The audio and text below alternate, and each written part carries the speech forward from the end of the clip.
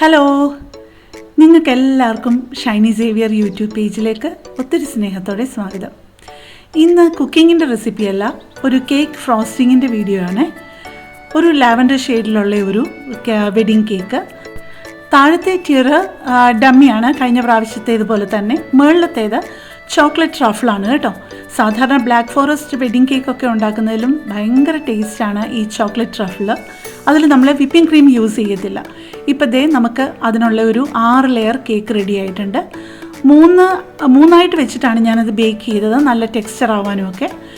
പിന്നെ ഞാൻ അതിൻ്റെ കൂടെ എൻ്റെ കയ്യിൽ ന്യൂട്ടെല്ല ഉണ്ടായിരുന്നത് കാരണം ഞാൻ പാലിൽ നമുക്കത് കേക്ക് വെറ്റ് ചെയ്യാനുള്ള പാലുണ്ടല്ലോ, അതിലോട്ട് കുറച്ച് പഞ്ചസാരയും 1 ടേബിൾ സ്പൂൺ ന്യൂട്ടെല്ലയും കൂടി ഇട്ടൊന്ന് മിക്സ് ചെയ്യുക കേട്ടോ, കുറേ കൂടെ ഒരു എക്സ്ട്രാ ടേസ്റ്റിന് വേണ്ടിയിട്ട്. ശരിക്കും ചോക്ലേറ്റ് ട്രഫിളിന് അതിൻ്റെ ആവശ്യമില്ല, ന്യൂട്ടെല്ലയുടെ ആവശ്യമില്ല. എന്നാലും എൻ്റെ കയ്യിലുള്ളത് കൊണ്ട് നമ്മൾ കൊടുക്കുമ്പം മാക്സിമം നമുക്കും തൃപ്തിയായിട്ട് വേണമല്ലോ കൊടുക്കാനായിട്ട്. നമ്മൾ നന്നായിട്ട് ആ കേക്ക് സോക്ക് ചെയ്ത് കഴിഞ്ഞിട്ട് അതിന് മേലെയോട്ട് വിപ്പിംഗ് ക്രീം അല്ല യൂസ് ചെയ്യുന്നത്, ചോക്ലേറ്റ് ഗണാഷാണ് യൂസ് ചെയ്യുന്നത്. 2:1 എന്നുള്ള റേഷ്യോയിൽ എടുത്തത്. അതായത് 2 കപ്പ് വിപ്പിംഗ് ക്രീമിന് 1 കപ്പ് ഗ്രേറ്റഡ് ചോക്ലേറ്റ് അല്ലെങ്കിൽ ചോക്ലേറ്റ് ചിപ്സ് നമുക്കെടുക്കാം. അപ്പോൾ അത് ഫ്രിഡ്ജിലൊക്കെ വെച്ച് കഴിയുമ്പോൾ നമുക്കല്ലാതെ മെൽറ്റ് ചെയ്ത് കഴിയുമ്പോൾ ഉടനെ അത് ഇച്ചിരി ഒരു ലൂസായിട്ട് തോന്നും. പക്ഷേ നമുക്ക് ഫ്രിഡ്ജിൽ വെക്കുക, അല്ലെന്നുണ്ടെങ്കിൽ ഫുൾ ചൂട് പോകുമ്പോഴത്തേക്ക് അതിന് കറക്റ്റായിട്ടുള്ള ആ ഒരു അയവിൽ കിട്ടും. പിന്നെ ഇതിൻ്റെ ഏറ്റവും വലിയൊരു ഗുണം, ഇത് ഫ്രിഡ്ജിൽ വെച്ച് കഴിഞ്ഞാൽ അത് നന്നായിട്ട് അങ്ങ് ബൈൻഡ് ചെയ്യുന്ന പോലെയാവും. അത്ര പെട്ടെന്നൊന്നും കേക്ക് അനങ്ങത്തില്ല. അതുകൊണ്ട് നമുക്ക് കുറച്ചുകൂടെ ധൈര്യമായിട്ട് നമുക്ക് നമ്മുടെ റോഡിൽ കൂടെയൊക്കെ കൊണ്ടുപോകുമ്പം അത്രയ്ക്കങ്ങ് റിസ്ക്കിയല്ല. അതുകൊണ്ട് തന്നെ ഒരിച്ചിരി സമാധാനം ഉണ്ടായിരുന്നു ഈ കേക്ക് എടുത്ത് കഴിഞ്ഞപ്പോഴത്തേക്ക്. അത്രയും പേടിച്ച് കൊണ്ടുപോകേണ്ട കാര്യമില്ലല്ലോ. ഇപ്പം 3ാമത്തെ ലെയറും വെച്ച് കഴിഞ്ഞ് അത് വെറ്റ് ചെയ്തു. പിന്നെയും ചോക്ലേറ്റ് ഗണാഷ് ഒഴിക്കുകയാണ്. നമുക്കതിൻ്റെ ഇടയ്ക്ക് വേണമെന്നുണ്ടെങ്കിൽ ചെറുതായിട്ടൊരിച്ചിരി സ്ട്രോബെറി ക്രഷ് നല്ലതാണ് കേട്ടോ. പക്ഷേ അവരോട് ചേർക്കണോ വേണ്ടയോ എന്ന് ചോദിക്കാൻ മറന്നുപോയി, അതുകൊണ്ട് ഞാനങ്ങ് ചേർത്തില്ല എന്നുള്ളതേ ഉള്ളൂ. അത് ശരിക്കും ഇതിൻ്റെ കൂടെ ആവശ്യമില്ല, എങ്കിലും ഒരു എക്സ്ട്രാ ടേസ്റ്റ് വരും. ഇപ്പം ഞാൻ ചെയ്യുന്നത് ഡബിൾ 3 പീസായിട്ട് ഇതിൻ്റെ സെയിം അളവിൽ ഇതേ പൊക്കത്തിൽ ഞാൻ മുറിച്ചെടുത്തിട്ട് 3 നടുഭാഗത്ത് 3 ആ ഡബിൾ കുത്തിവെക്കുകയാണ്. അപ്പോൾ ഇപ്പം നിങ്ങളത് ഡബിൾ കാണുന്നല്ലോ എന്നുള്ളത് ചിന്തിക്കേണ്ട. നമ്മളിനി അതിൻ്റെ മേലെ കവർ ചെയ്യുമല്ലോ, ക്രം കോട്ട് വരും. ക്രം കോട്ട് എന്ന് പറയുന്നത് ഞാനിപ്പം 2 കപ്പ് വിപ്പിംഗ് ക്രീമാണ് എടുക്കുന്നത് കേട്ടോ. അത് നിങ്ങൾക്കറിയാമല്ലോ നന്നായിട്ട്. ഇപ്പം നിങ്ങളതിൻ്റെ ക്വാണ്ടിറ്റി നോക്കിയോളൂ. അത് കഴിഞ്ഞിട്ട് അത് പതുക്കെ കൂടി വന്നു കഴിഞ്ഞിട്ട് നല്ലതായിട്ട് അങ്ങ് സ്റ്റിഫാവും.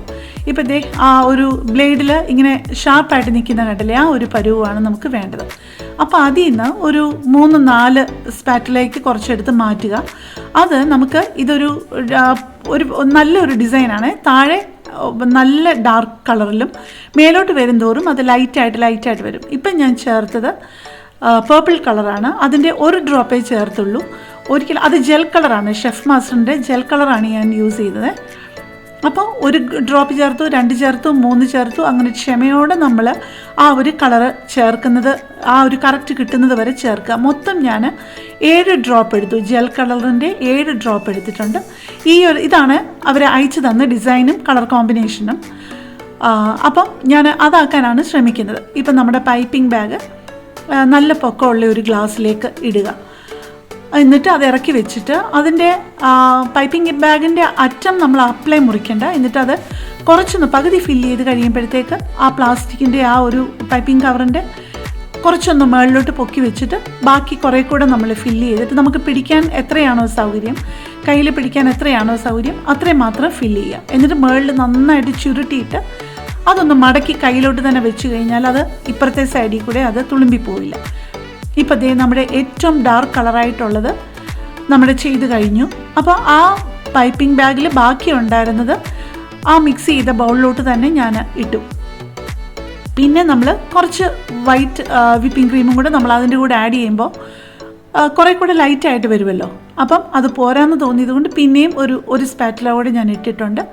എന്നിട്ട് നന്നായിട്ട് മിക്സ് ചെയ്ത് കഴിയുമ്പോഴേക്ക് ആ കുറേ കൂടെ ഒരു ലൈറ്റ് കളറാവും. നമുക്ക് ഇനി അത് ചെയ്യുമ്പോൾ കാണാം, പൈപ്പ് ചെയ്യുമ്പോൾ അറിയത്തില്ല. പക്ഷേ നമ്മൾ ആ ഒരു സൈഡ് സ്ക്രേപ്പ് ചെയ്യുന്ന ആ ഒരു സ്റ്റേജ് എത്തുമ്പോൾ നമുക്ക് നന്നായിട്ട് അറിയാൻ പറ്റും ആ 2-3 കളർ തമ്മിലുള്ള ഡിഫറൻസ്. അപ്പം നമ്മളിത് മുറുക്കി അതിൽ വെച്ചിട്ടുണ്ട്, ഗ്ലാസ്സിൽ വെച്ചിട്ട് നമ്മൾ കേക്ക് എടുത്ത് അടുത്ത ലെയർ ചെയ്യുക. ഇപ്പം തന്നെ ചെറുതായിട്ട് അറിയാം അല്ലേ. ആ കളേഴ്സ് തമ്മിലുള്ള ആ ഡിഫറൻസ് ഇപ്പം തന്നെ ചെറുതായിട്ട് അറിയാം. പക്ഷേ ആ സ്ക്രേപ്പിംഗ് ബോർഡ് ഇട്ട് സൈഡ് ഒന്ന് ലെവൽ ചെയ്യുമ്പോഴത്തേക്ക് നമുക്ക് കുറേ കൂടെ അറിയാൻ പറ്റും. ദേ ഇപ്പം കണ്ടോ, പെട്ടെന്ന് അതിൻ്റെ ആ ഒരു വ്യത്യാസം അറിയാൻ പറ്റി. അത് കഴിഞ്ഞിട്ട് അതിൻ്റെ അടുത്ത ലെയർ കുറച്ചുകൂടി വിപ്പിംഗ് ക്രീം എടുത്ത് മിക്സ് ചെയ്തിട്ടുണ്ട്. വൈറ്റ് അതിൻ്റെ കൂടെ മിക്സ് ചെയ്യുമ്പോൾ വേറൊരു കളറാകും. അങ്ങനെ 4 കളറായിട്ടാണ് ഏതാണ്ട് വരുന്നത്. ഏറ്റവും മുകളിൽ ചെയ്യുന്നത് പ്യോർ വൈറ്റാണ് കേട്ടോ. നമ്മൾ ഒട്ടും ലാവൻഡർ ഷെയ്ഡൊന്നും ചേർക്കാത്ത പ്യോർ വൈറ്റാണ് ചെയ്യുന്നത്. അപ്പോൾ നല്ലൊരു വ്യത്യാസം വരും. പിന്നെ ഇതുപോലെ നമുക്ക് ലെവലായിട്ടല്ല വേണ്ടത്, സ്പാറ്റുല കൊണ്ടുള്ള ഒരു ഡിസൈനാണ് ചെയ്യുന്നത്. സ്പാറ്റുല അല്ല, പാലറ്റ് നൈഫ് ഇട്ടിട്ട്. ഇതിപ്പം ഞാൻ ചെയ്യുന്നത് ആദ്യത്തെ ടിയറിൻ്റെ മുകൾ വശമുണ്ടല്ലോ, അവിടെയൊന്ന് നമ്മൾ ലെവലാക്കും. അപ്പോൾ ലെവലാക്കി കഴിയുമ്പോൾ ആ സൈഡ് ഇപ്പോൾ കണ്ടല്ലോ, കുറച്ചിങ്ങനെ ആദ്യത്തെ ടിയറിൻ്റെ മുകൾ വശം ഇച്ചിരി പുറത്തോട്ട് നിൽക്കും. അത് നമ്മൾ പാലറ്റ് നൈഫ് കൊണ്ട് തന്നെ പെതുക്കെ ഇങ്ങനെ വടിച്ചെടുത്ത് കഴിഞ്ഞിട്ട് ഒന്നുകൂടെ നമ്മൾ ചെയ്യുമ്പോൾ അത് ലെവലായിക്കോളും, ആ ഒരു സ്ക്രേപ്പിംഗ് ബോർഡ് ഇട്ട് ചെയ്യുമ്പം. ഇതാണ് പാലറ്റ് നൈഫ് ഇട്ട് ചെയ്യുന്ന ഡിസൈൻ. ഇത് തുടക്കക്കാർക്ക് വളരെ ഈസിയാണ് കേട്ടോ ഇത് ചെയ്യാനായിട്ട്.